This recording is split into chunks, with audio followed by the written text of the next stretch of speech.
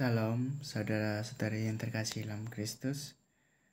Dari bacaan Roma bab 6 ayat 23 mengatakan sebab upah dosa ialah maut, tapi karunia Allah ialah hidup yang kekal dalam Kristus Yesus, Tuhan kita. Dalam ayat ini mengajarkan kita hal yang penting tentang kematian. Yang utama, kematian adalah upah dosa. Ini berarti bahwa kematian adalah konsekuensi alami dari dosa.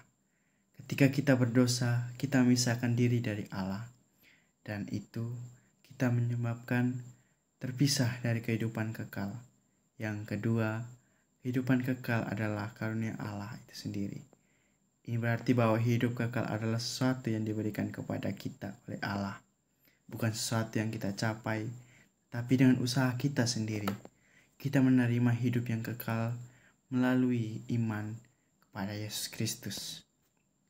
Jika kita ingin hidup kekal, saudara-saudara yang terkasih, kita harus percaya kepada Yesus Kristus. Dialah yang satu-satunya yang dapat menyelamatkan kita dari dosa dan membawa kita ke hidup dalam kekal.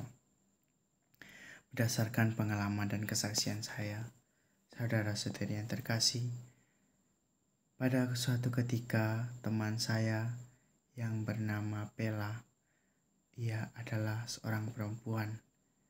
Nah, di situ pada suatu ketika ia mengalami sakit. Sakit ini sampai menimbulkan kematian.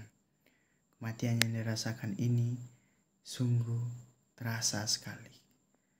Dan orang tua sangat sedih ketika kehilangannya.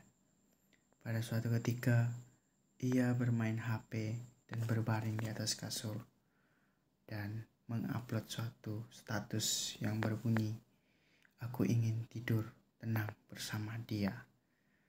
Dia ini adalah Tuhan Yesus Kristus atau Tuhan kita, Bapa kita.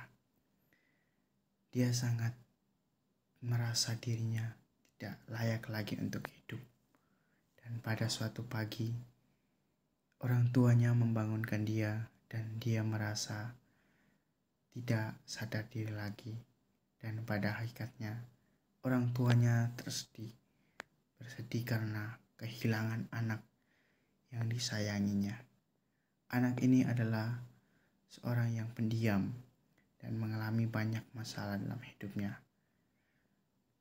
Nah, pada kesempatan kali ini, saya melihat bahwa kepergian seorang yang kita sayangi adalah kepergian yang harus dan tidak bisa kita lupakan pada kepergian itu.